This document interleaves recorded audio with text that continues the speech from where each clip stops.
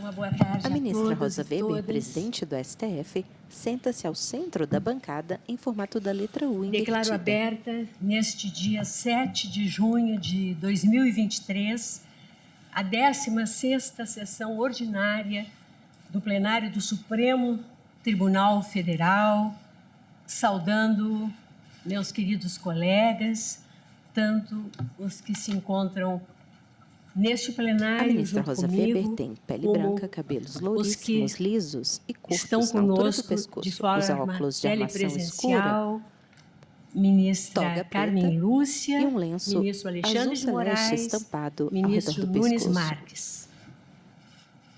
Cumprimento também o senhor Procurador-Geral da República, as senhoras e os senhores advogados, as senhoras e os senhores servidores, profissionais de imprensa e todos que nos assistem, inclusive pela TV Justiça. Registro desde logo a presença neste plenário dos estudantes do curso de Direito do Centro Universitário Projeção Taguatinga, Distrito Federal, e da mesma forma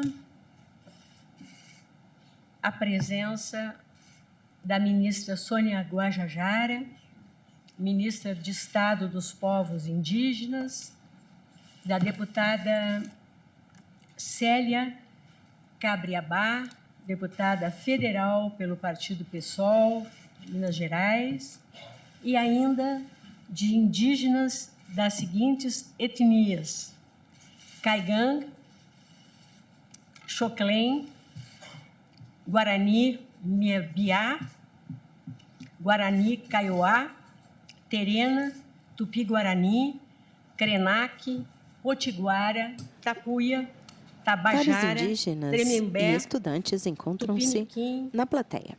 Xabriabá, Pancará, Tupinambá, Tucano, Macuxi, Arapiú, Puruburá, Mura e Nauá. Sejam todos muito bem-vindos e faço, desde logo, um registro inicial. No dia de hoje, 7 de junho, celebra-se o Dia Nacional da Liberdade de Imprensa. O marco histórico desta celebração remonta a manifesto de 1977, em que cerca de 3.000 jornalistas reivindicaram o fim da censura e a instauração de uma imprensa livre no Brasil.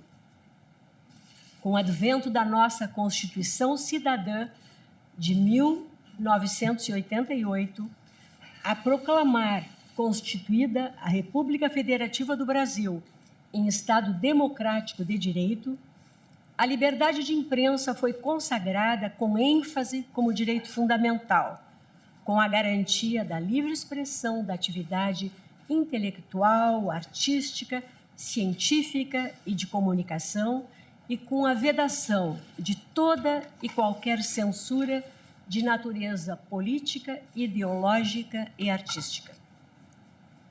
A liberdade de imprensa, nunca é demais repetir, constitui pressuposto basilar da ordem democrática.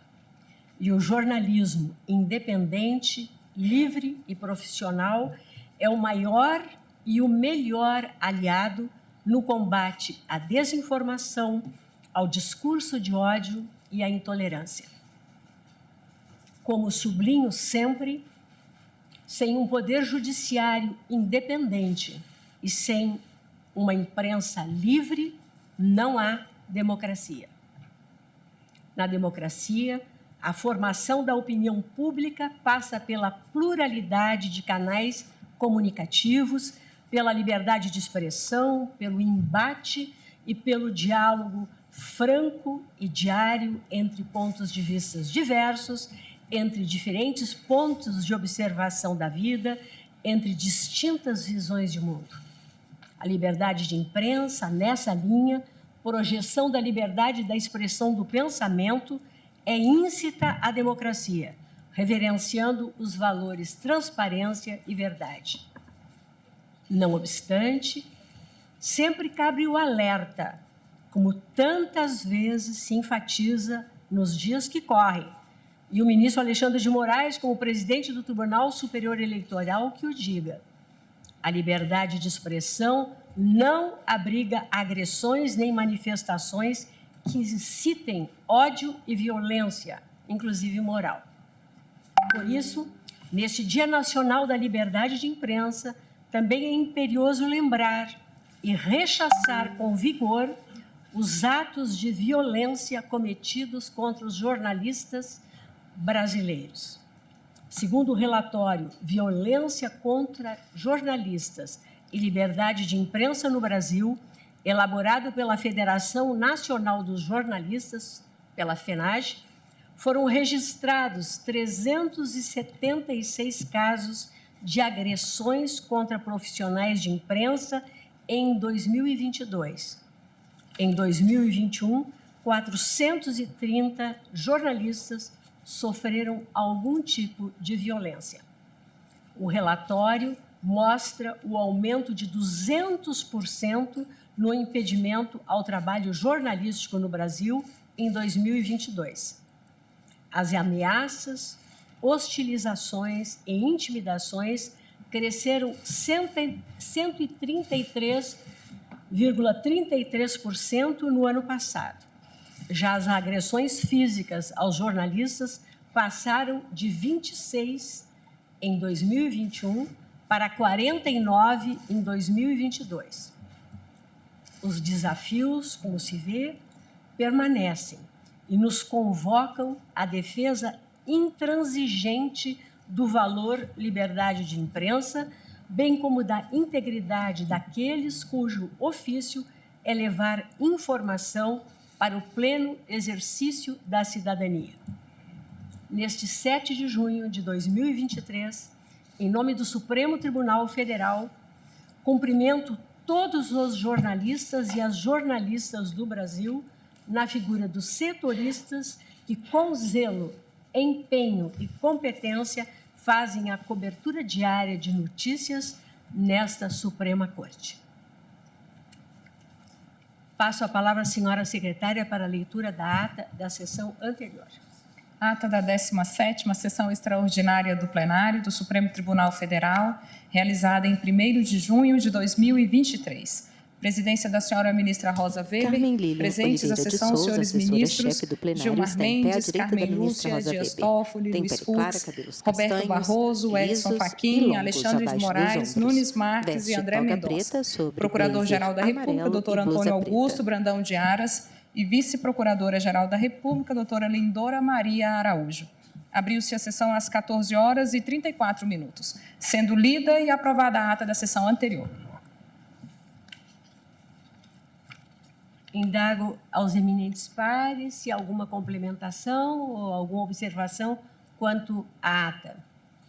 Nada havendo, declaro-a aprovada. Apregou para continuidade de julgamento o recurso extraordinário 1.017.365, procedente de Santa Catarina, sob a relatoria do ministro Edson Fachin, em que, recorrente à Fundação Nacional do Índio, FUNAI,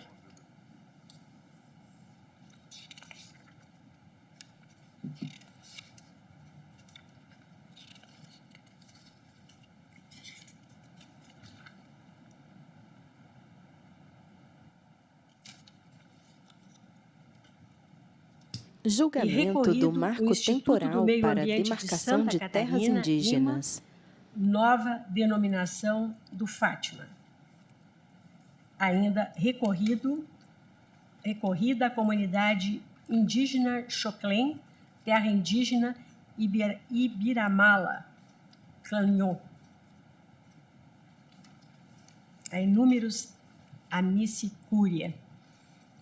Esse recurso extraordinário diz com o tema 1031 da repercussão geral, a saber, definição do Estatuto Jurídico Constitucional das relações de posse das áreas de tradicional ocupação indígena, à luz das regras dispostas no artigo 231 da Constituição Federal. Há 214 casos sobrestados. Até agora, tivemos o voto do eminente relator, conhecendo e dando provimento ao recurso, e o voto do ministro Nunes Marques, que, divergindo, nega provimento ao recurso extraordinário. Houve, na oportunidade, pedido de vista do ministro Alexandre de Moraes, a quem concedo a palavra para que profira seu voto. Obrigado, presidente. Cumprimento Vossa Excelência, ministra Rosa Weber, cumprimento a ministra Carmen Lúcia, cumprimento os eminentes colegas. O ministro Alexandre de Moraes participa por videoconferência. Tem pele clara, completamente calvo, veste terno preto, camisa clara, gravata azul, com listras diagonais. Ao fundo vemos um quadro de fundo avermelhado. Nós temos, como Vossa Excelência salientou, temos para exame o tema de repercussão geral 1031, abre aspas, definição do Estatuto Jurídico Constitucional das relações de posse das áreas de tradicional ocupação indígena à luz das regras expostas no artigo 231 do texto constitucional. Aqui, no caso concreto, a Fundação de Amparo Tecnológico ao Meio Ambiente, Fátima, alega ser legítima possuidora direta, de forma mansa, pacífica e ininterrupta, por mais de 7 anos, de uma área de 80.006 metros quadrados localizados na linha Esperança Sucesso, distrito de Itaió, no estado de Santa Catarina, como comprova a escritura pública devidamente registrada no cartório de imóveis de Itaiópolis. Segundo ainda a Fundação, a referida área, em conjunto com outra gleba maior, compõe a Reserva Biológica dos Sassafras, que é uma unidade de conservação integral. Narrou ainda que, em 13 de janeiro de 2009, a referida área foi invadida por aproximadamente 100 indígenas, que ali se instalaram e começaram, segundo a Fundação, a derrubar e transportar mata nativa do interior da aludida reserva com auxílio de motosserras. Situação que já houvera ocorrido em 2006. Em face disso, a Fundação primeiro registrou boletim de ocorrência, depois buscou solução amigável nos órgãos competentes por 2 meses, até que ingressou com a ação de reintegração de posse julgada procedente em primeira instância. Na apelação, a FUNAI afirmou que a aplicação do marco temporal, que não se aplicaria o marco temporal, porque isso acarretaria ferimento ao artigo 231 da Constituição Federal. O Tribunal da Catarina negou provimento ao recurso, entendeu que os fatos comprovados nos autos demonstravam que houve turbação da posse e concedeu a reintegração. Aqui também o Tribunal de Origem assentou não existirem elementos dos quais se pudesse inferir tratar-se de terras tradicionalmente ocupadas por comunidades indígenas, até porque quem as ocupa atualmente, disse o tribunal, é a autora. Ressaltou ainda a importância da preservação do meio ambiente, considerando a natureza de reserva biológica da área em conflito. Registrou-se ainda no acórdão que a área sobre a qual versa a demanda foi abrangida pelos limites da reserva indígena de Ibirama-Laclanó, por meio da portaria 1128/2003 do Ministério da Justiça, portaria essa que também é objeto da ACO 1100 em trâmite no Supremo Tribunal Federal. Saliento ainda, presidente, em relação a essa ACO 1100, que o eminente relator, o ministro Edson Fachin, ao votar no presente RE, consignou que na ACO 1100, aproximadamente 300 particulares contestam e tentam anular a portaria ministerial de demarcação da área indígena, mas que estaria em fase probatória ainda, essa ACO, tendo sido determinada a realização de perícia.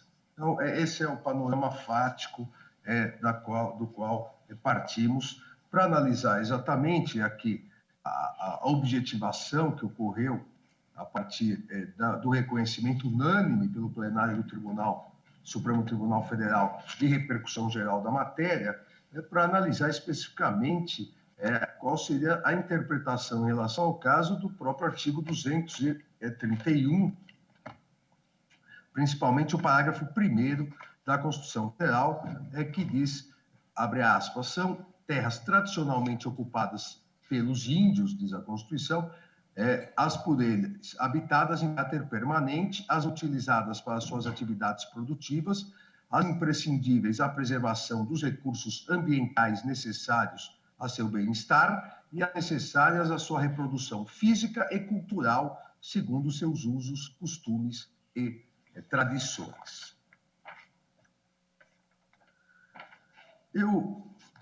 Gente, inicio a análise do meu voto. Eu vou fazer um resumo do voto, até para possibilitar que todos possam votar nessa questão que já há anos vem aguardando decisão. Eu faço uma análise inicial da questão dos povos originários, indígenas, no Brasil e em alguns países do mundo. Porque é importante, presidente, e o eminente ministro Edson Fachin, no seu detalhado voto, assim colocou, e também o ministro Nunes Marques, que divergiu, é importante colocarmos que essa é uma das questões mais difíceis, das questões fáticas, históricas, mais difíceis, não só no Brasil, como no resto do mundo. É uma questão que juridicamente é extremamente complexa, mas mais do que isso, é uma questão que vem gerando insegurança jurídica e vem afetando a paz social, não só no Brasil, como em inúmeros países do mundo. Eu diria, vem afetando a paz social por séculos, sem que houvesse, sem que haja até hoje um modelo, um bom modelo, efetivo modelo a ser seguido. Nenhum país do mundo efetivamente conseguiu resolver de forma plena e satisfatória essa questão. E isso se iniciou principalmente aqui na América do Sul e no Brasil mais do que isso, pelo movimento colonialista empreendido pelas nações europeias a partir principalmente do século XV, e trouxe essas consequências desse choque, eu diria, cruel, esse massacre, essa submissão imposta pelas nações colonizadoras aos povos originários. O que houve, todos sabemos, não só no Brasil, como no resto do mundo, foi muito mais do que um choque de culturas, a cultura europeia em relação às demais, seja na América do Sul, na América Latina, nós temos os povos maia, no Peru, os povos incas, temos o México, os astecas, os indígenas norte-americanos, na Austrália, o que ocorreu com os aborígenes australianos, houve sim um massacre cruel em relação às comunidades, aos povos originários, e uma submissão imposta, inclusive, pela legislação desde o início dessa relação entre esses povos. E no Brasil, essa questão, legislativamente, juridicamente, já há muito tempo, desde cedo, vem causando perplexidade e a necessidade de uma melhor regulamentação. Principalmente em relação à condição jurídica do indígena, à condição jurídica das terras ancestrais, tendo em vista, desde o início, o crescente agravamento da tensão entre os povos colonizadores, os descendentes desses povos, nós todos, e as comunidades originárias. E essa instabilidade, essa insegurança jurídica, essa intranquilidade social, que muitas vezes acaba resultando em violência física e mortes no conflito, principalmente entre comunidades indígenas e agricultores, pessoas do campo, isso permanece nos dias de hoje, e essa é a verdade, mesmo após quase 35 anos da Constituição Federal, há uma insegurança jurídica porque não há uma interpretação definitiva a ser seguida que contém todos os preceitos constitucionais. Em pauta, recurso extraordinário 1017-365 FUNAI contra IMA de Santa Catarina. Vota o ministro Alexandre de Moraes. A falta de reparação com dignidade às comunidades originárias não é primazia de países em desenvolvimento como o Brasil. Eu cito, por exemplo, o Canadá, que até hoje não solucionou esse problema das suas comunidades indígenas, problema surgido com a Confederação Canadense em 1867. Só em 1982 o Canadá reconheceu, só em 1982 reconheceu os direitos das comunidades originárias, dedicando o artigo 35 da sua Constituição a essa previsão. O que não significou, a partir disso, é que realmente a legislação e o próprio Poder Judiciário canadense reconhecesse o direito de ocupação de terras aos direitos originários das tribos dos povos aborígenes do Canadá, que não podem dispor livremente de suas terras, recursos, tem uma série de restrições e não tiveram reparação. Mesma coisa nós temos aqui perto, um país vizinho, no Paraguai, tanto que em janeiro de 2000, a Comissão Interamericana de Direitos Humanos recebeu uma petição apresentada por lideranças de comunidades indígenas, demonstrando total descumprimento aos direitos dos povos originários. A Corte Interamericana de Direitos Humanos recebeu o caso, entendeu que o Estado paraguaio não garantiu o direito de posse e propriedade dos membros das comunidades indígenas. Em 2005, a Corte Interamericana de Direitos Humanos proferiu sentença de mérito, inclusive reconhecendo que o Estado paraguaio violou direitos assegurados à comunidade indígena Yaqué-Acha. Ou seja, isso se repete no México, desde a invasão espanhola do século XVI.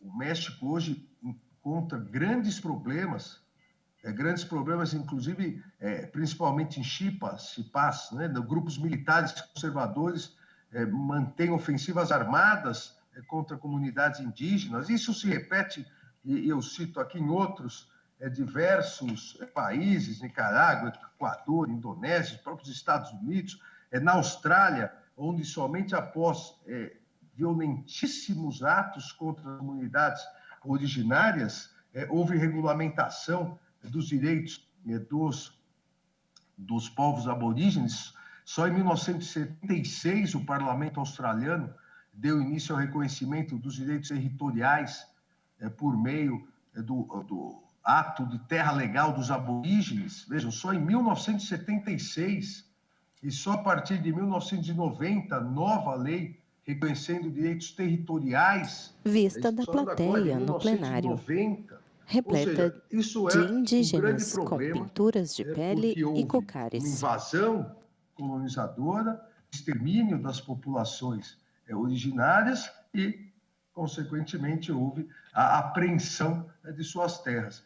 E séculos e séculos para que isso começasse a ser discutido e não efetivamente resolvido. Por isso que é uma questão extremamente complexa, que no ordenamento jurídico brasileiro se iniciou já uma regulamentação do alvará régio de 1º de abril de 1680. Ou seja, o Brasil também há muito tempo tenta a regulamentação da questão da propriedade dessas terras, assim como o restante do mundo.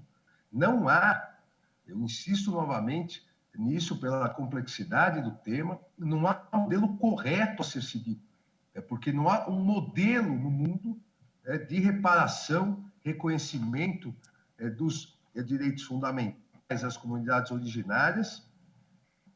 É uma triste realidade, é uma triste e dura realidade, e no Brasil isso não foi diferente.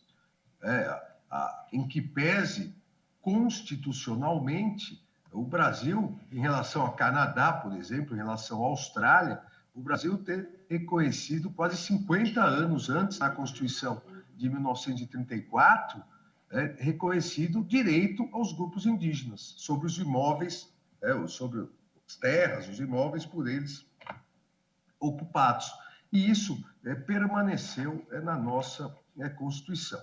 Mas permaneceu essa previsão, ao mesmo tempo, as comunidades indígenas até a Constituição de 1988 não tinham possibilidade sem serem tuteladas, não tinham possibilidade de defesa efetiva dos seus direitos, e também o poder público não garantiu a efetivação desses direitos. Com essa difícil... Em pauta, recurso extraordinário 1017, 365, FUNAI contra IMA de Santa Catarina. Vota o ministro Vistor Alexandre de Moraes. O Supremo Tribunal Federal, após a Constituição Federal, se debruçou sobre essa questão. Se debruçou sobre essa questão para tentar estabelecer as balizas constitucionais desse estatuto, verdadeiro estatuto jurídico, sobre as relações de posse das áreas de tradicional ocupação indígena. E o Supremo Tribunal Federal, o leading case, o caso Raposa Sol, o Supremo Tribunal Federal, naquele momento, a partir de todo esse histórico de dificuldades, de todo esse histórico de descumprimentos legais, de todo esse histórico de insegurança jurídica, insegurança e intranquilidade, de quebra da paz social, o Supremo Tribunal Federal, naquele momento e em momentos posteriores, que vou citar aqui rapidamente, o Supremo Tribunal Federal acabou adotando o que se pode dizer, e alguns denominam, de teoria do marco temporal, afastando o que também vários denominam a teoria do indiginato. Ou seja, o Supremo Tribunal Federal se debruçou sobre uma questão, e lá o caso concreto, sabemos, não havia repercussão geral, mas o Supremo Tribunal Federal entendeu que era o momento de discutir a questão, como hoje, como Vossa Excelência, presidente... Ministros julgam recurso que discute a posse de área de ocupação indígena em Santa Catarina. Rediscutir, reafirmando ou alterando, mas de uma definição sobre as balizas constitucionais... deve-se prevalecer essa ocupação, marco temporal das áreas de tradicional ocupação indígena. E o Supremo Tribunal Federal, naquele momento, ao adotar a ideia de marco temporal, entendeu que a data da promulgação da vigente Constituição, 5 de outubro de 1988, deveria ser considerado o que no acórdão se denominou uma chapa radiográfica da ocupação territorial, isto é, obrigatório termo referencial cujo objetivo seria impedir ponderação de interesses fraudulentos de novas aldeias indígenas que poderiam ser fixadas no local em época posterior, e evitar, isso, o fundamento naquele momento, que se baseou principalmente na paz social e na segurança jurídica, evitar o recorrente e violento processo de expulsão dos indígenas de suas terras, visando descaracterizar a tradicionalidade de sua posse. Ou seja, ao mesmo tempo Ao se fixar um marco temporal, se pretendeu evitar futuras fraudes com invasões e também se pretendeu demonstrar, ó, não adianta agora violentamente se retirar comunidades indígenas, porque o marco temporal a ser analisado será 5 de outubro de 88.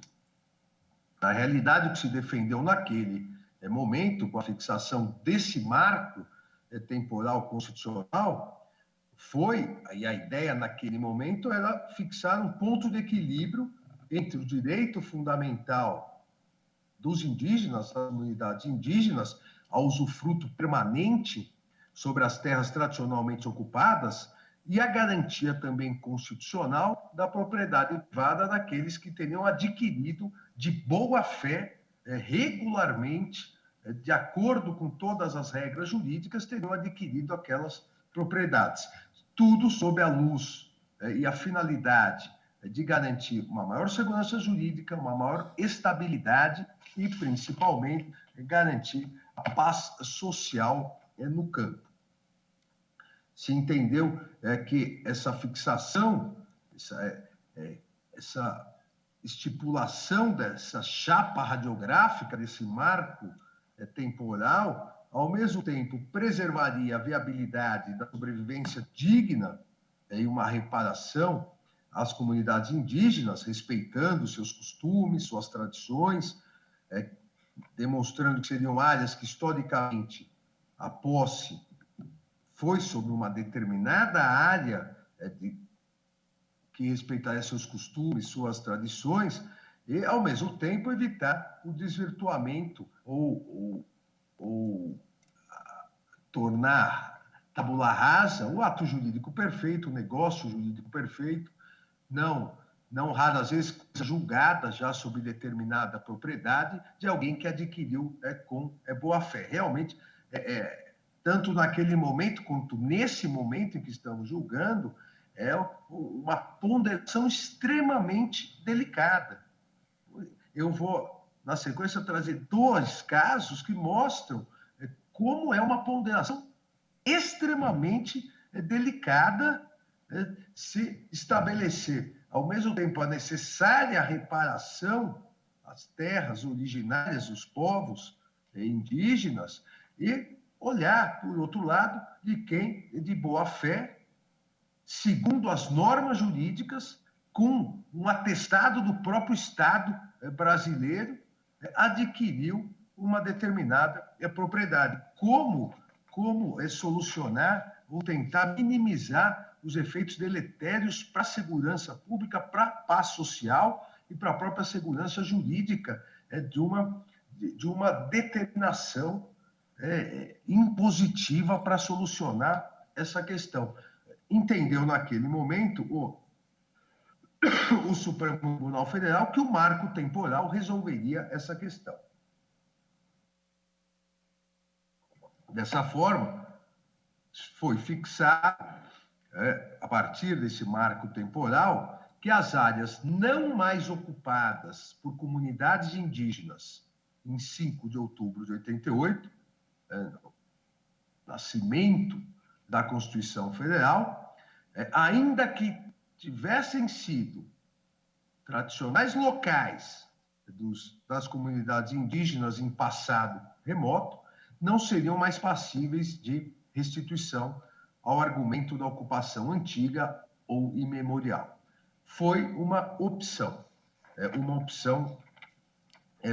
feita pelo Supremo Tribunal Federal, naquele caso, a Raposa do Sol, mas, obviamente, houve uma análise do texto constitucional como um todo. Não se pode ignorar que a situação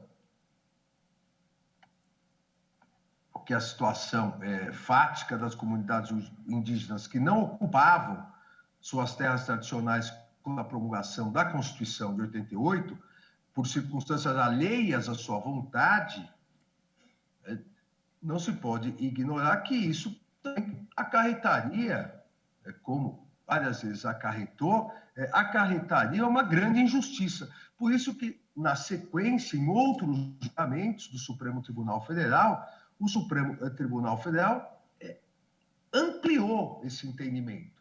Ou seja, a ideia do marco temporal não seria somente a possibilidade de reconhecimento da posse dessas terras às comunidades indígenas que lá estivessem em 5 de outubro de 1988, mas também para as comunidades indígenas que tivessem sofrido o esbulho, ou seja, as áreas ainda em litígio, que o esbulho por ato praticado por, obviamente, não indígenas, a revelar que a área ainda estivesse sendo resguardada, que a área ainda estivesse em litígio.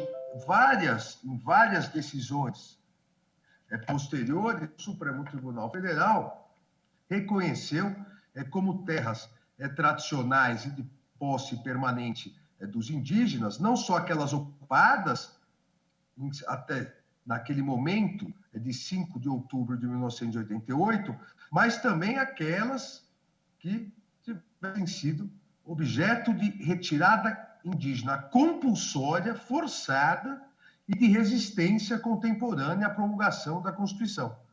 É importante isso porque se estendeu também a ideia do marco temporal. Essa, presidente, foram, naquele momento e nas posteriores decisões, naquele momento, a PET 3388 de Roraima, a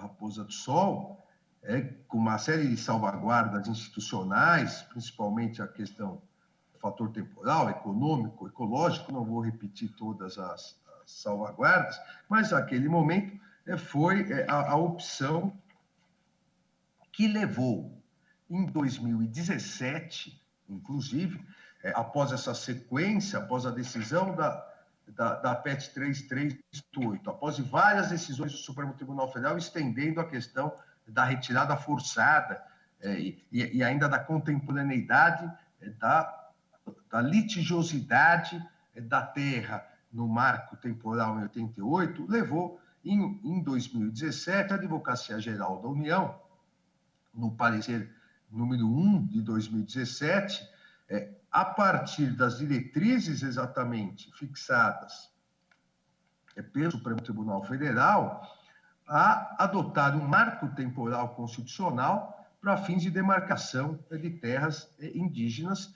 conferindo no âmbito da administração pública federal o efeito vinculante.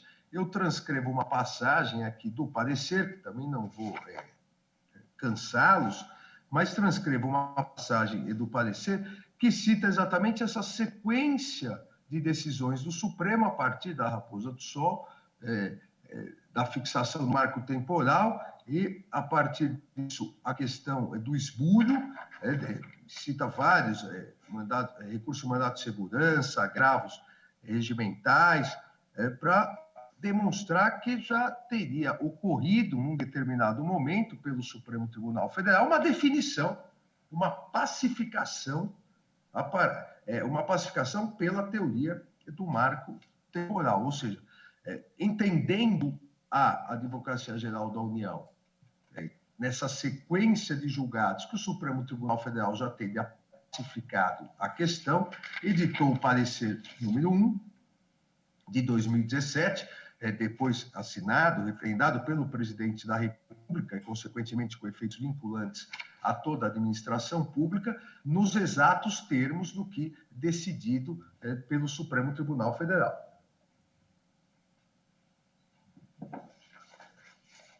Assim, presidente, também ficou ressaltado nesse parecer, a partir das decisões do Supremo Tribunal Federal, principalmente nos embargos de declaração da citada PET, também a excepcionalidade da possibilidade de revisão de terra indígena demarcada e a possibilidade somente se houvesse existência de vícios no procedimento originário. Isso também ficou, naquele momento, estabelecido pelo Supremo Tribunal Federal em sede de embargos de declaração e, posteriormente, no parecer vinculante da AGU. Até o relator dos embargos de declaração da PET 3388 foi o eminente ministro vice-presidente da Corte, o ministro Luiz Roberto Barroso.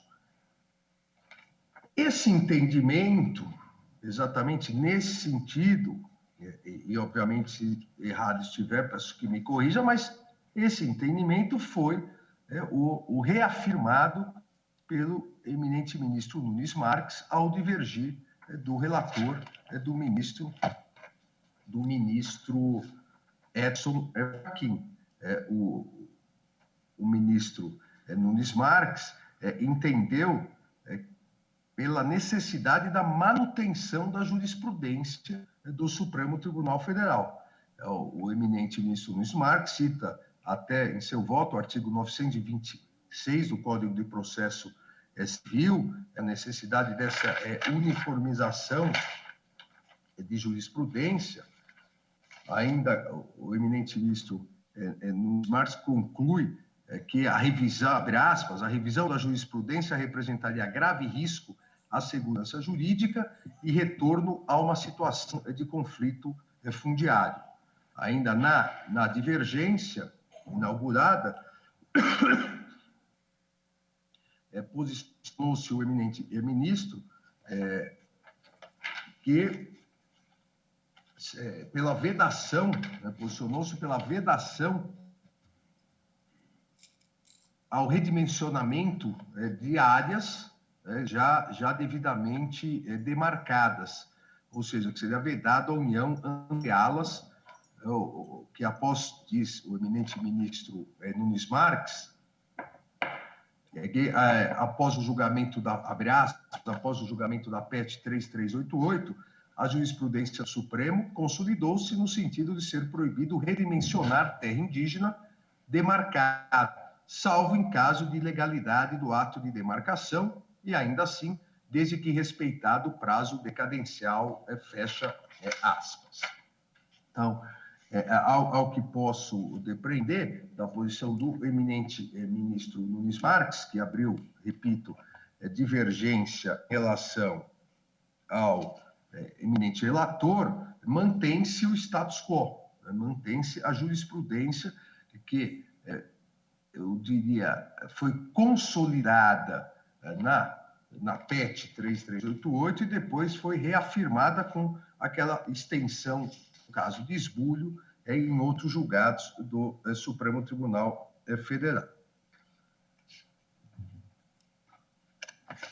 Mas, e aqui eu entro numa outra questão, então fica a pergunta: se ficou determinado que o marco temporal de posse indígena, a data de 5/10/1988, ou seja, quem se encontrava na posse da terra em 5/10/1988 era o titular do domínio. Se fosse comunidade indígena, ela.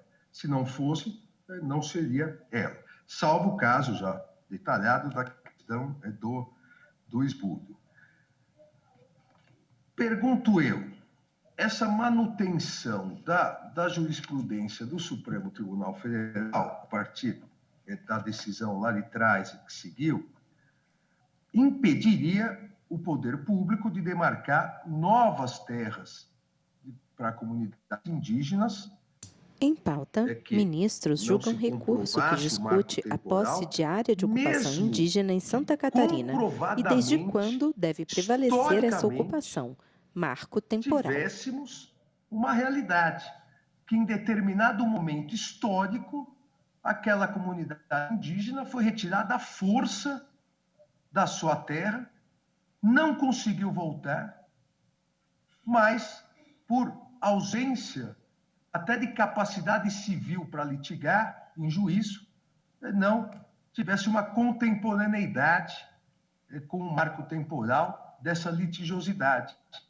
Ou mais simplesmente falando, algumas situações surgiriam algumas situações onde somente garantir a segurança jurídica, e aqui eu concordo que a opção Vista aproximada de pessoas na plateia. Pelo marco temporal, vários são indígenas que usam colares, cocares coloridos, com penas e pinturas na pele. Reais, onde somente a segurança jurídica não garante a paz social.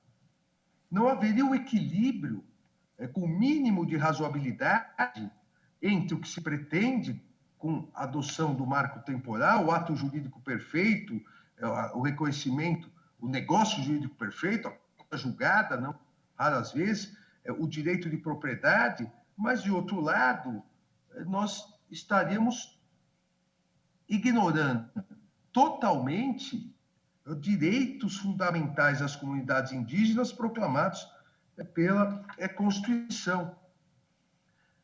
Mesmo sabendo que aquela área é reconhecidamente indígena, mas que não guardaria contemporaneidade com o marco temporal. E eu cito aqui, é uma citação rápida, mas é importante um relato de um livro, Os Índios Xoclengue, Memória Visual, publicado em 1997 pelo antropólogo Ciro Coelho dos Santos. Vejam, esses índios de Santa Catarina, estado de onde estamos julgando, e essa questão mostra, às vezes, a injustiça terrível que pode gerar a fixação somente do marco temporal.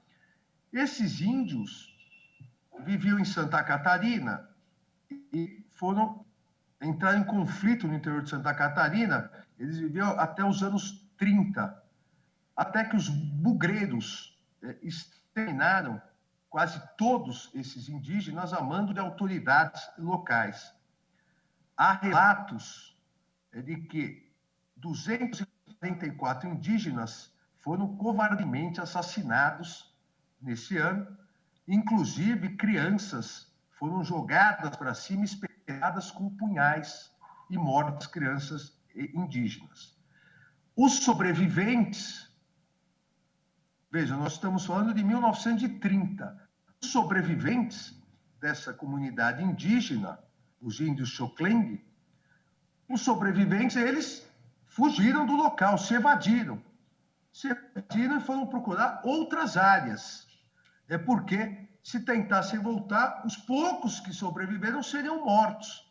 Ou seja, há relatos históricos, livros, todos sabem qual era a área dos índios Xoclengue, que foram exterminados, pelo menos 244 mortos, inclusive crianças, e não puderam voltar porque os demais seriam mortos.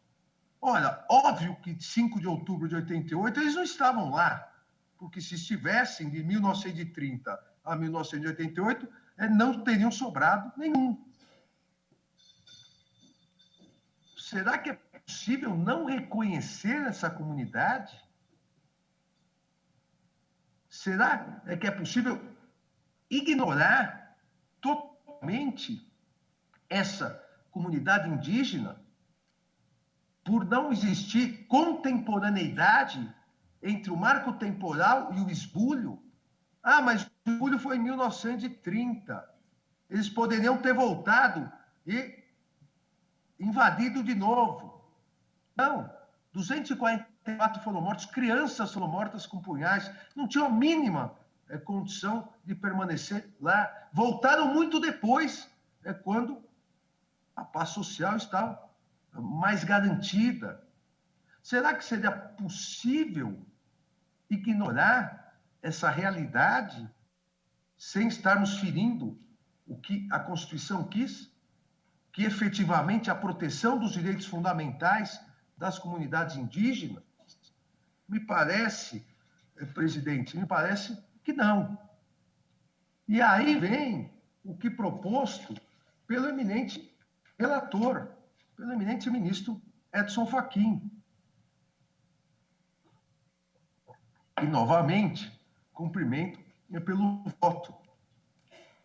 O eminente ministro Edson Fachin coloca em seu voto, abre aspas, e por isso fiz questão de analisar esse livro, né, do antropólogo Silvio Coelho dos Santos, que se adequa ao que o ministro Edson Fachin aqui diz, abre aspas, mesmo o raciocínio, quando fala do esbulho, pode aplicar-se ao segundo modo configurador de renitente esbulho, qual seja, a existência de um conflito materializado por situações de fato, a perdurar até a data de 88.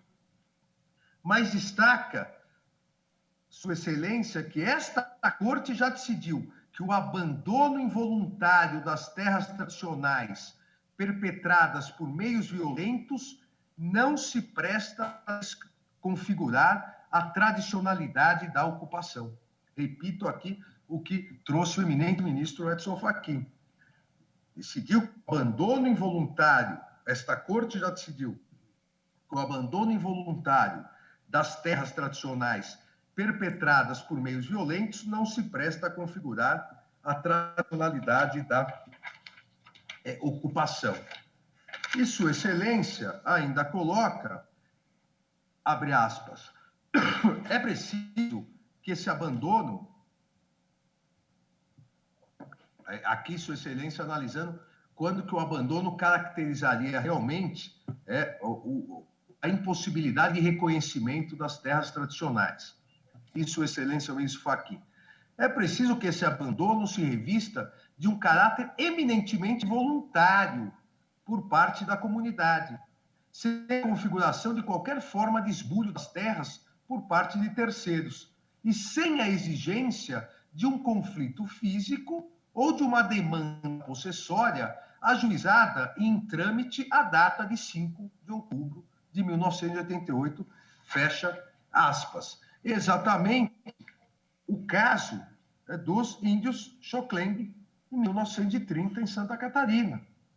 Veja, não foi um abandono voluntário, um conflito físico, violência, assassinato de 244 índios, mas, obviamente, não foi um conflito físico ou demanda possessória que ainda está em trâmite em 5 de outubro de 1988, mas é algo comprovado historicamente. Por essa razão, concluiu o eminente ministro relator que a proteção constitucional aos direitos originários sobre as terras que tradicionalmente ocupam independe da existência de um marco temporal em 5 de outubro de 1988 e da configuração do renitente esbulho como conflito físico ou controvérsia judicial persistente à data da Constituição. Afastou, dessa forma, a ideia... Em pauta, recurso extraordinário número 1017365, FUNAI contra IMA de Santa Catarina. Ministros julgam recurso que discute a posse diária de ocupação indígena em Santa Catarina e desde quando deve prevalecer essa ocupação ou marco temporal. Vota o ministro Vistor Alexandre de Moraes. Eu diria, nem do 8, nem do 80, nos reflexos da decisão do Supremo Tribunal Federal. Porque há necessidade, de um lado, de se garantir efetivamente, ou no mais realisticamente possível, os direitos sobre as terras, sobre a posse das terras às comunidades tradicionais, sem renegar totalmente às pessoas de boa fé o ato jurídico perfeito, o valor da coisa julgada, o valor do direito de propriedade. Porque da mesma maneira, e eu disse no início do voto que traria duas histórias concretas, da mesma maneira que a consagração do marco temporal, como até hoje feito pelo parecer da AGU, a partir da evolução jurisprudencial do Supremo Tribunal Federal, sacrificaria totalmente direitos fundamentais de várias comunidades indígenas, entre elas, como eu disse, os índios Xoclengue e Santa Catarina, Da mesma forma, há hipóteses em que, se renegar totalmente a segurança jurídica ao se afastar o ato, o negócio jurídico perfeito, coisa julgada, boa-fé, o direito de propriedade, nós estaríamos também renegando uma série de direitos fundamentais a gerações de pessoas. E cito aqui, é uma outra questão importantíssima, eu cito aqui uma tese de doutorado da Universidade de São Paulo, que trata da questão não só das etnias no Mato Grosso e mais Mato Grosso do Sul, mas também de toda a colonização do Estado, a partir da ótica da Guerra do Paraguai. Eu cito aqui que o governo brasileiro publicou em 7 de janeiro de 1865, o decreto imperial, Dom Pedro II, decreto imperial 3.371, criando corpos de voluntários da pátria, com o intuito de atrair civis dispostos a empunharem armas em nome da nação.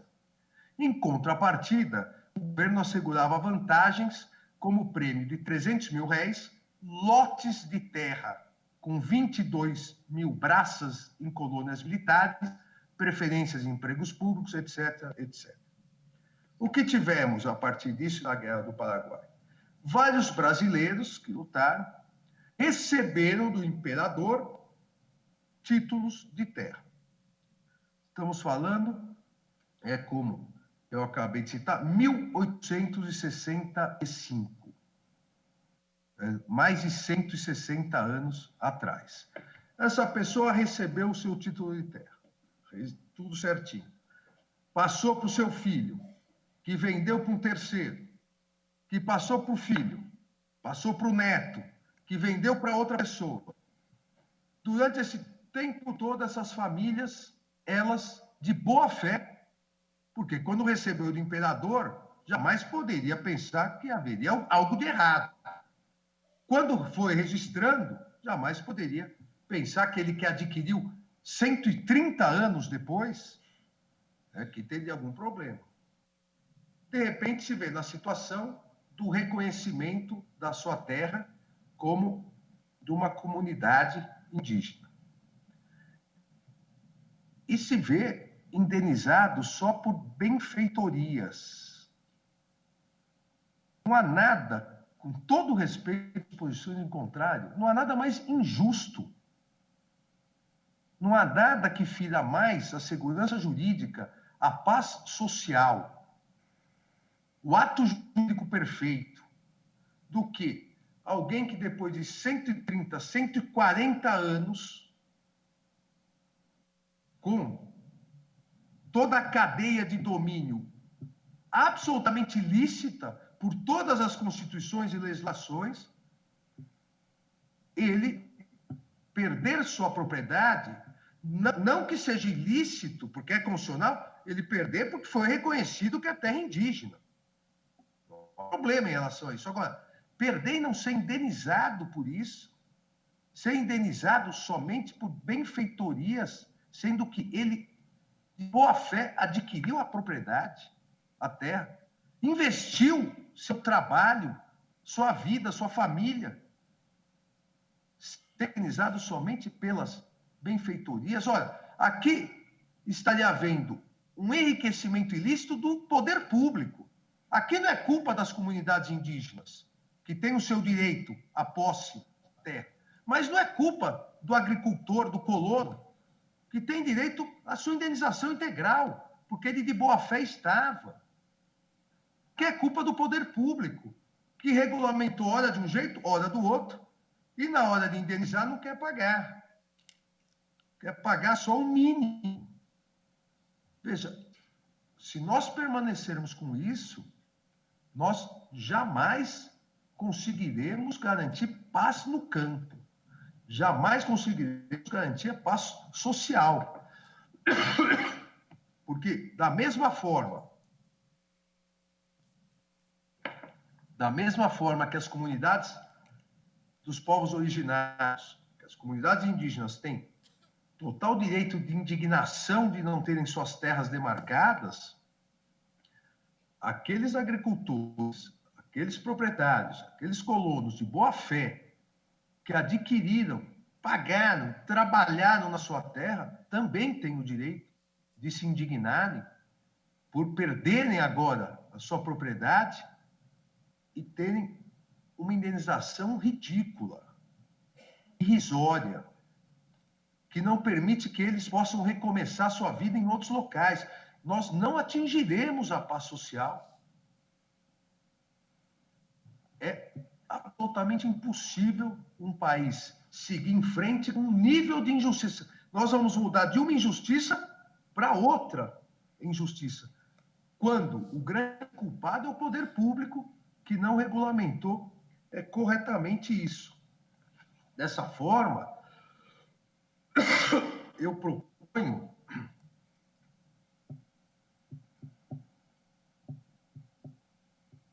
só um segundinho, presidente. Dessa forma, presidente, eu proponho um tratamento diferenciado aqui, em hipóteses que são diferentes. A ideia do marco temporal, a meu ver, não pode ser uma radiografia, como foi colocado. Não é um marco instantâneo que, a partir dele, quem não estivesse naquele momento, ou quem não estivesse naquele momento litigando, não possa mais, a comunidade indígena não possa mais pleitear a demarcação. Eu afasto essa ideia do marco temporal. Nesse sentido, acompanho integralmente o eminente ministro relator. E nesse caso, veja, nesse caso onde realmente a comunidade indígena está, o marco temporal, ou a ideia do marco temporal, ao meu ver, serve para caracterizar duas situações diversas. A comunidade indígena estava, ou ainda estava em litígio, mesmo de forma litigiosa, resistindo ao esbulho ou judicialmente. Nesse caso, permanece como está. A indenização aí será só pelas benfeitorias realmente realizadas de boa-fé, porque naquele momento nós temos uma situação de litigiosidade. Ou as próprias comunidades indígenas estavam no momento, ou estavam litigando. Então, aquele que não é da comunidade indígena que está litigando assumiu o risco. Então, nisso, eu entendo que há uma certa serventia para essa ideia do marco temporal. Agora, nós não podemos fechar os olhos, com todo o respeito às posições em contrário, às outras situações que eu trouxe aqui da comunidade dos índios Xoclengue de Santa Catarina. Da mesma forma que não podemos fechar os olhos para os agricultores, para os colonos, que há 100, 120, 130 anos têm as suas terras, trabalham nas suas terras, garantido pelo poder público. Eles não são obrigados, ou não foram obrigados há 100 anos atrás, 120 anos atrás, a comprar uma propriedade e pedir laudo antropológico. Eles estavam de boa fé. Então, nesse sentido, quem deve ser responsabilizado, ao meu ver, é o poder público. Os colonos, os agricultores de terceira, quarta geração, cidades que já estão constituídas totalmente, locais, comunidades que estão constituídas, parecer do Instituto Socioambiental juntado aos autos, que mostra que o que não falta no Brasil são terras. No Brasil, falta gestão na distribuição de terras, historicamente. Terras não faltam. Há casos em que,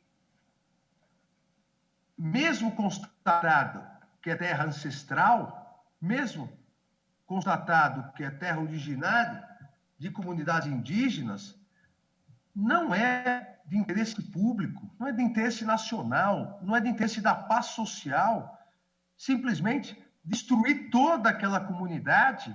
Em pauta, ministros julgam recurso que discute a posse de área de ocupação indígena em Santa Catarina e desde quando deve prevalecer essa ocupação ou marco temporal. Vota o ministro Alexandre de Moraes. Desde que a comunidade indígena aceite terras semelhantes às suas terras ancestrais. Isso vai gerar a paz social. Por isso, presidente, eu proponho duas questões aqui.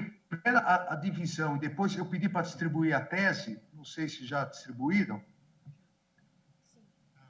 Sim, já chegou aqui, ministro Alexandre.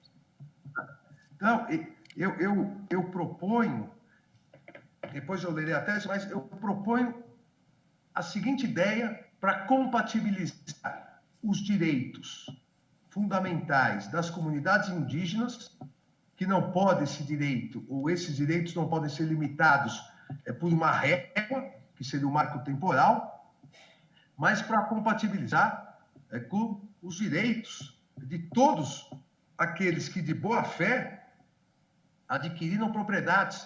O direito, e aqui não é só o direito de propriedade, é o ato jurídico perfeito, o negócio jurídico perfeito, a coisa julgada, e mais do que isso, visando o que prevê os artigos 1º e 3º da Constituição Federal, a paz social, a tranquilidade nacional, aquelas terras reconhecidas como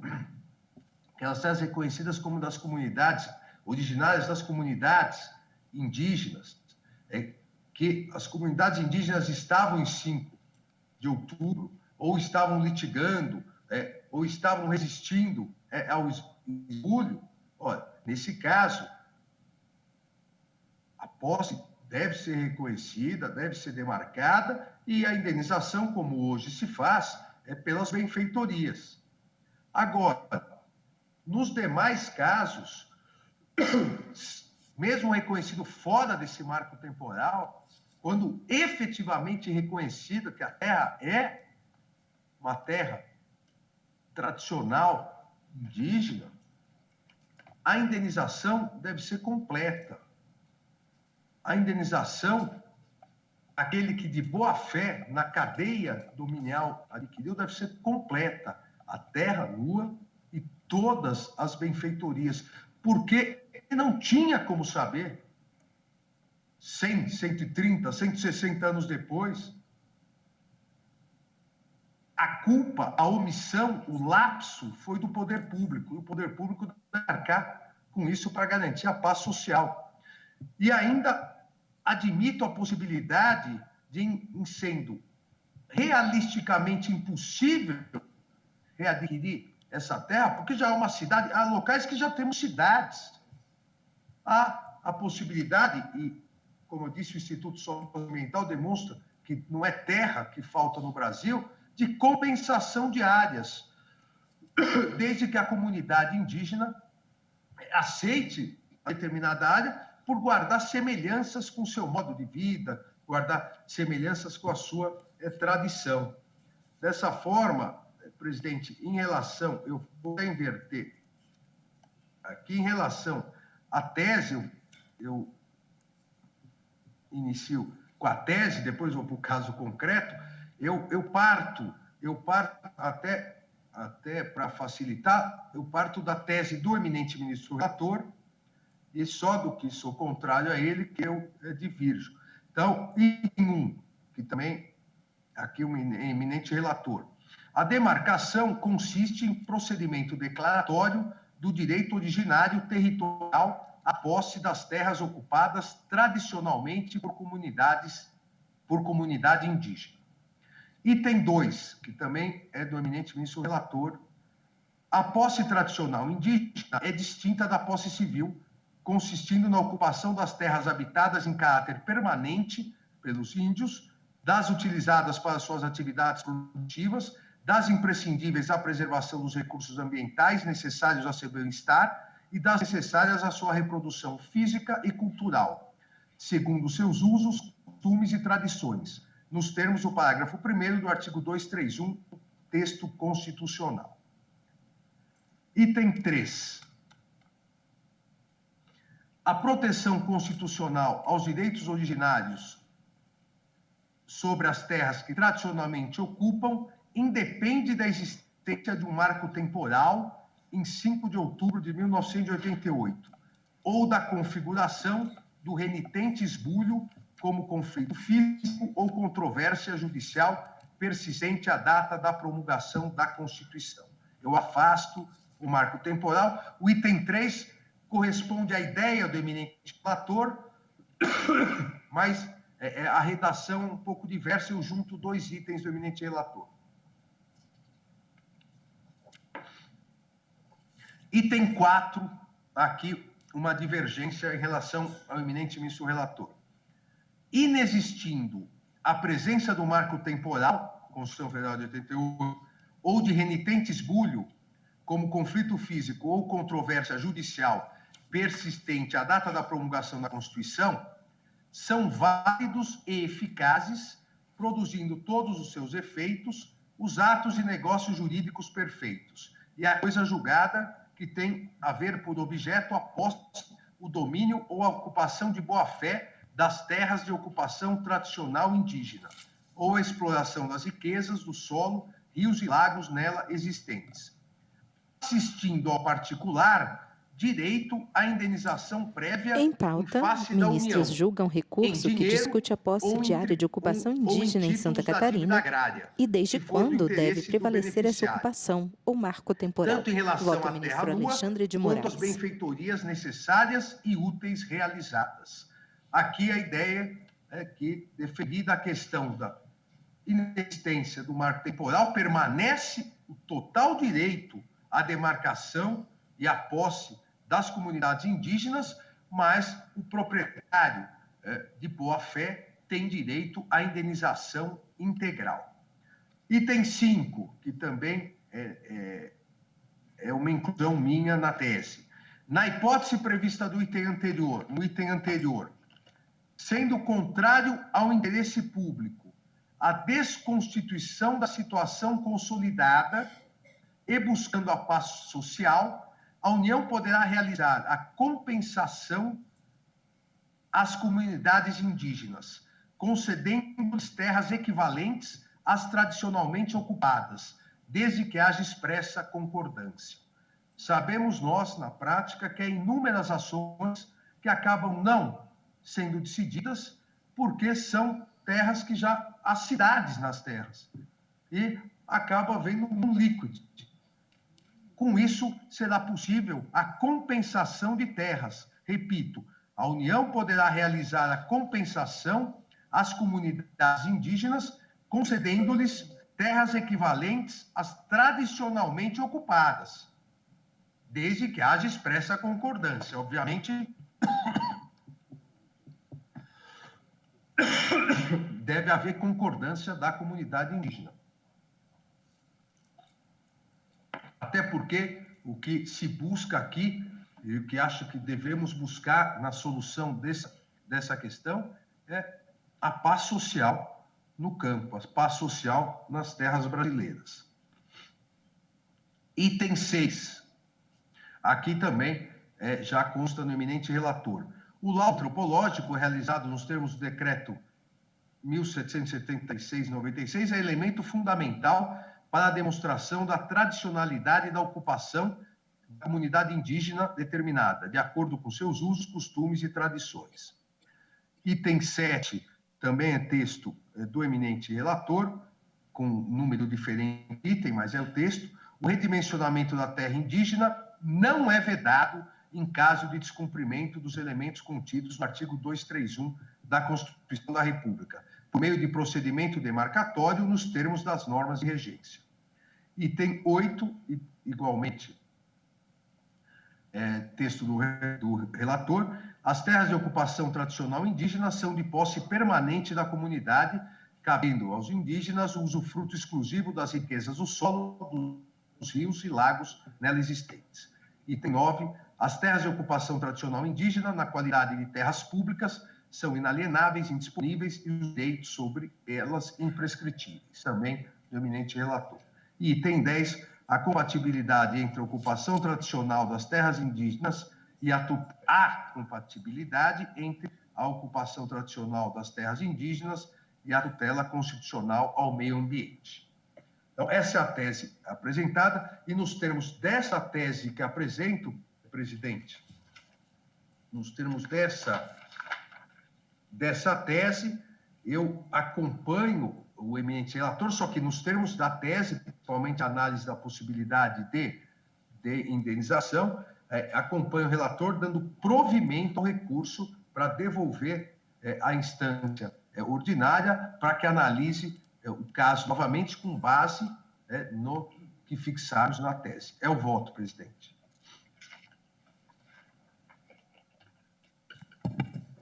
Agradeço ao ministro Alexandre de Moraes. Presidente, só pela ordem para, depois que Vossa Excelência se pronunciar, ao final, ministro Luiz Fux, à direita. Pude capturar a tese do ministro Alexandre e perguntar a ele se é isso. Mas Vossa Excelência está com a palavra, sem dúvida alguma, ministro Fux. Quer perguntar, quer alguma embargos declaratórios da tese do ministro Alexandre de Moraes, seria isso? Não, é saber se com as minhas palavras eu posso dizer a mesma coisa que ele, porque normalmente ele não copia o meu vocábulo. Tá certo. Está com a palavra, ministro Fux. Ministro Alexandre, só para verificar se eu entendi bem a tese de Vossa Excelência. As terras indígenas ocupadas por quem tem direito adquirido conjugado de ato perfeito devem ser remanejadas para outros locais. As terras indígenas litigiosas, física ou judicialmente, indenizam seus proprietários. As terras indígenas contrárias ao interesse público, a União pode compensar as terras indígenas em outras áreas. O laudo antropológico, no caso concreto, deve prevalecer e pode haver revisão da demarcação administrativa sem violação da Constituição. Em pauta, ministros julgam recurso que discute a posse diária de ocupação indígena em Santa Catarina e desde quando deve prevalecer essa ocupação, marco boa tarde, temporal. Ministro Fux.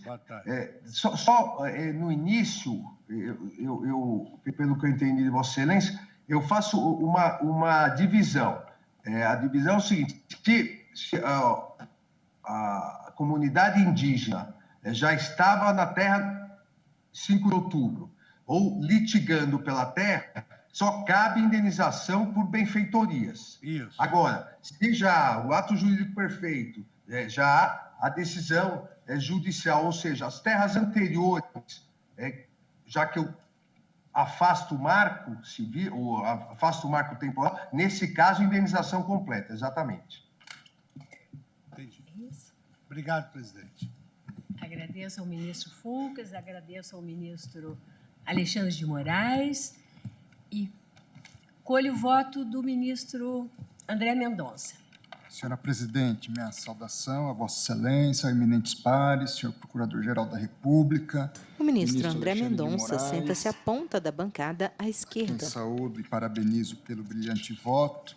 Senhoras e senhores advogados, estudantes, comunidade indígena, todos aqueles que nos acompanham, minha saudação. Senhora presidente, eu quero confessar a Vossa Excelência que o ministro Alexandre de Moraes trouxe um voto e reconhecer bastante robusto e vários aspectos que Sua Excelência trouxe na fundamentação, e eu diria até no dispositivo ou na proposta de tese, em alguma medida, se não em toda, me trazem uma paz maior para trabalhar à luz desse texto. Então, a questão da indenização, a questão de um equilíbrio de justiça, e ele bem colocou que temática é complexa, relevante, não só pela questão fática, pela questão histórica, pela questão jurídica,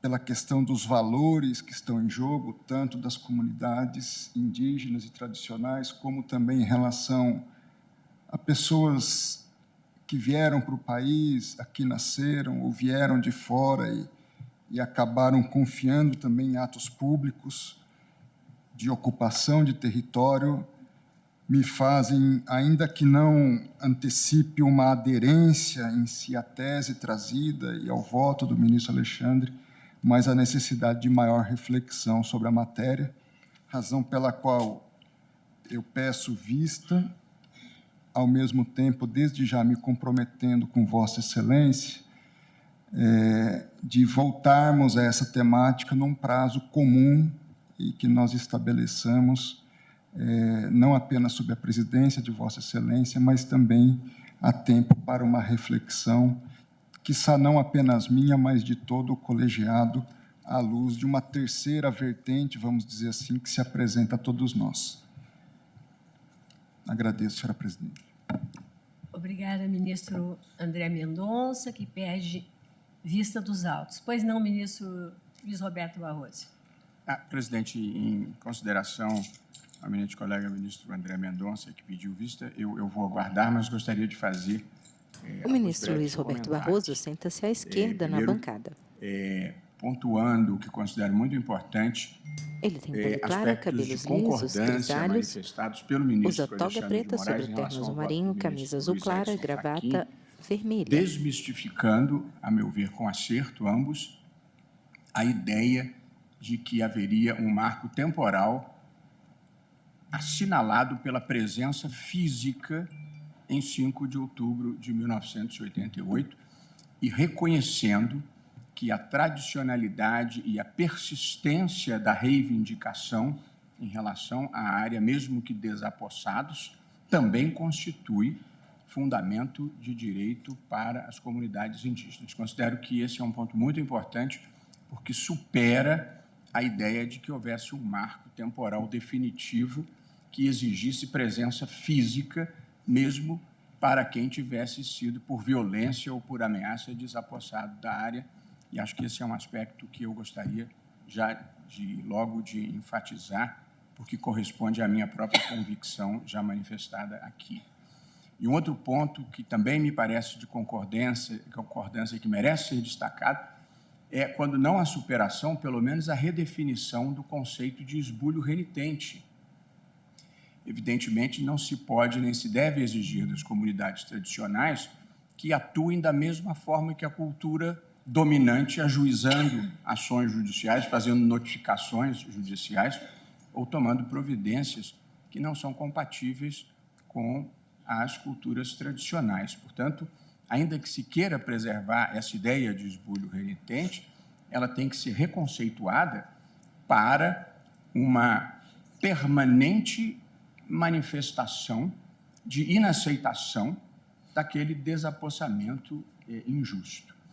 E também considero muito importante, como pontos de concordância trazidos pelo ministro Luiz Edson Fachin, o respeito ao laudo antropológico, a menos, evidentemente, que haja algum vício procedimental ou alguma teratologia.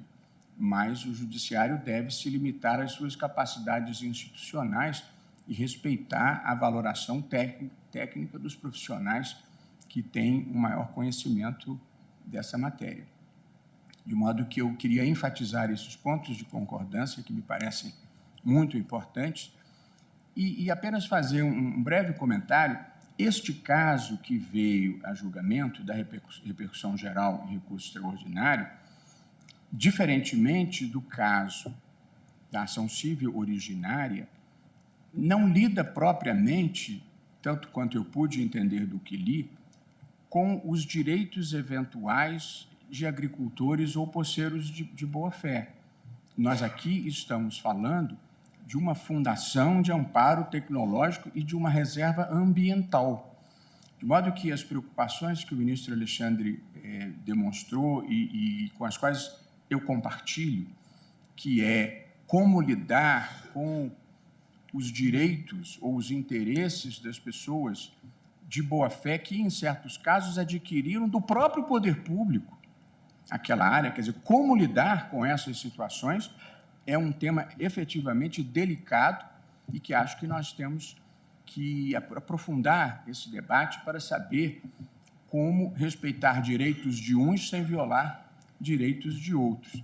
Mas aqui, nesse caso específico, não me parece estar em jogo essa situação de termos ocupantes de boa-fé nessas áreas.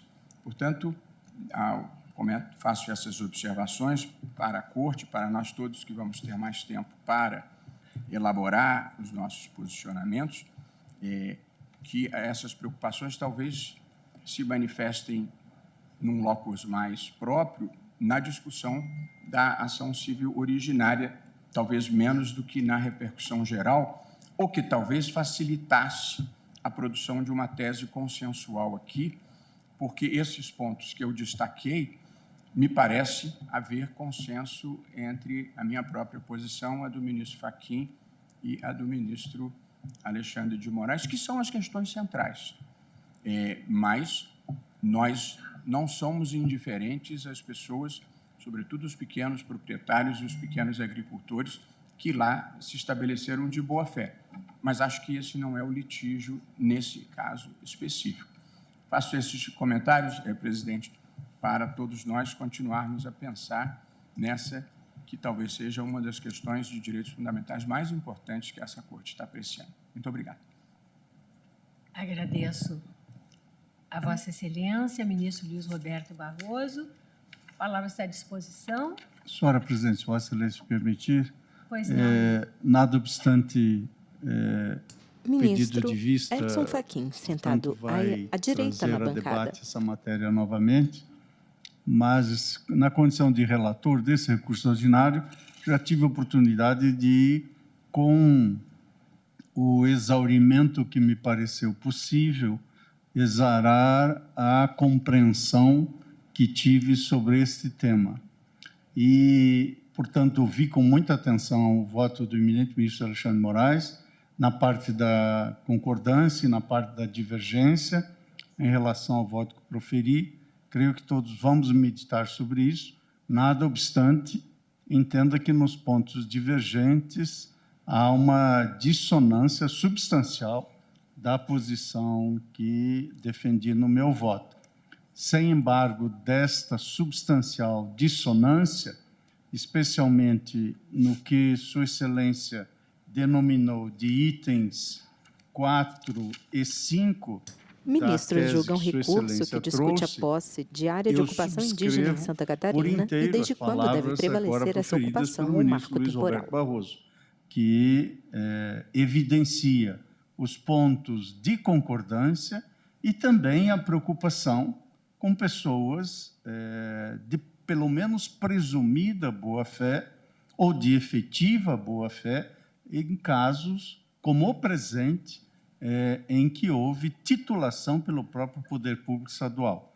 Embora esta é uma questão que, a rigor, não esteja posta na demanda, mas nem por isso não deva ser objeto das nossas reflexões e considerações. Faço essa pequena manifestação e, certamente, auriremos material para um bom debate na apreciação que se espera, como disse o eminente ministro André Mendonça, ocorra o mais breve possível, porque há povos aguardando uma deliberação como essa há muito mais anos dos anos que tem a nossa Constituição. Muito obrigado, presidente. Queria agradecer a Vossa Excelência a forma urbana como Vossa Excelência me concedeu a palavra e que foi muito importante para nós analisarmos as consequências dessa intervenção brilhante do ministro Alexandre de Moraes, tendo em vista que a nossa lei de introdução do direito brasileiro, ela determina que o aplicador da lei deve verificar os efeitos sistêmicos, ministro Luiz Fux, consequencialismo que pode resultar de uma decisão judicial. Então, essa modulação que chamou a atenção de todos nós é muito importante que nós levemos em consideração. Obrigada, ministro Fux. Na verdade, esse processo ele versa sobre um tema de tão grande, de tão imensa sensibilidade. Ministra Rosa Weber, presidente do STF. Nele formularemos uma tese de aplicação geral, de força vinculativa. Então, toda reflexão se mostra oportuna. O voto do ministro Alexandre, sem dúvida, hoje nos abriu caminho também, né, para um aprofundamento dos estudos. Eu só espero que, e tenho certeza que vai acontecer, que eu tenha condições, né, de votar, porque eu tenho uma limitação temporal, né, eu, pessoalmente, para proferir meu voto aqui. E o meu voto... Se meu voto não estiver pronto, senhora presidente, põe em pauta independente de mim. Sem dúvida, é o que diz o nosso regimento. 90 dias, volta automaticamente à pauta. Mas mesmo antes dos 90. Obrigada, ministro André. Pois não, ministro Alexandre, que pede a palavra? Foi o ministro Alexandre, mas se retirou? Caiu a conexão. Ele havia antecipado? Enquanto o ministro Alexandre se reconecta, eu registro a presença do nosso advogado-geral da União, ministro Jorge Messias, como já o fizera antes com relação à ministra Sônia Guajajara.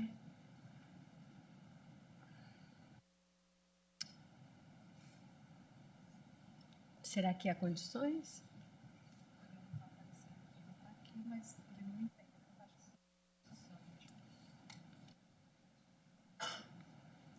A palavra continua à disposição. Ministra Carmen, alguma manifestação? Vossa Excelência aguarda a vista. Senhora presidente, eu cumprimento Vossa Excelência e todos os senhores ministra ministros. Carmen Lúcia, por videoconferência. Relator.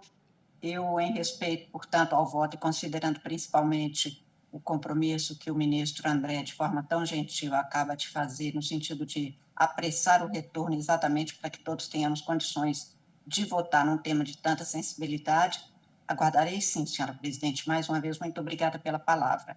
Com os meus cumprimentos a todos, incluídos os senhores advogados, Procurador-Geral da República e todos que nos assistem e que nos acompanham. Obrigada, presidente.